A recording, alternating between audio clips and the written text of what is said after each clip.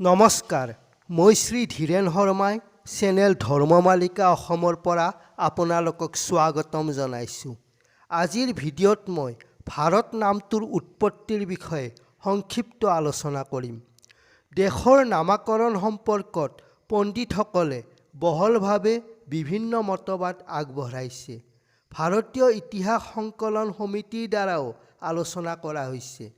মোৰ এই আলোচনাত পণ্ডিতসকলৰ মহত্বপূৰ্ণ মতবাদ আৰু সংস্কৃত অভিধানৰ আধাৰত নামাকৰণ সম্পৰ্কত সংক্ষিপ্ত আলোচনা কৰিম। বিশ্বৰ অতি প্ৰাচীনতম দেশ আমাৰ ভাৰতবৰ্ষ, য'ত মানৱ জাতিৰ আদি গ্ৰন্থ ঋগ্বেদৰ সৃষ্টি। ভাৰতীয় ঋষিমুনিসকলৰ মুখনিসৃত এই ঋগ্বেদেই ভাৰতীয় সভ্যতা সংস্কৃতিৰ মূল আধাৰ। ঋগ্বেদৰ প্ৰথম মন্ত্ৰটোৱেই হৈছে অগ্নি মন্ত্ৰ, য'ত অগ্নিৰ মাহাত্ম্য প্ৰকাশ কৰি মহান অগ্নিক স্তুতি কৰা হৈছে। ঋগ্বেদত অগ্নিক ভাৰত বুলি কোৱা হৈছে। তস্মা অগ্নিঃ ভাৰত সৰ্বসংসৎ।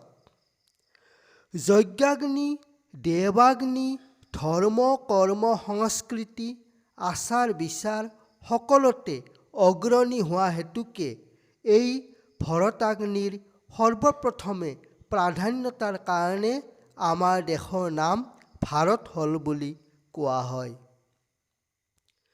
ভাৰত শব্দৰ অৰ্থ হৈছে ভাৰত। ভা মানে পোহৰ আৰু ৰত মানে লাগি থকা, ব্যস্ত, আসক্ত ইত্যাদি অৰ্থ। অৰ্থাৎ পোহৰেই সত্যতত্ত্ব, জ্ঞান, সৎকৰ্ম, সংস্কৃতিৰ জ্যোতি, পৰম তত্ত্ব, জ্ঞান, বিজ্ঞান, সংস্কৃতি, সৎকৰ্মৰ জাগৃত হৈ থকা দেশেই আমাৰ ভাৰত।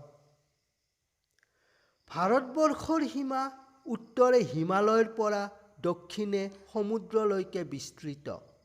উত্তৰং য়ৎ সমুদ্ৰস্য হিমাদ্ৰস্যৈব দক্ষিণম বৰ্ষা তৎ ভাৰতং নাম ভাৰতী যত্ৰ সন্ততি। এই বিশাল ভূভাগৰ অধীশ্বৰ আছিল দুষ্যন্ত শকুন্তলাৰ পুত্ৰ ভৰত। মহাভাৰতৰ দুষ্যন্ত শকুন্তলাৰ কথাক লৈয়ে মহাকবি কালিদাসৰ অমৰ কাব্য অভিজ্ঞান শকুন্তলম। ভৰত আছিল সৰ্বদমন। ভৰতে সমগ্ৰ পৃথিৱী জয় কৰিছিল। ভৰতৰ সমান মহত্ব কোনো ব্যক্তিয়ে পূৰ্বতো পোৱা নাছিল আৰু পৰৱৰ্তী কালতো পোৱা নাছিল।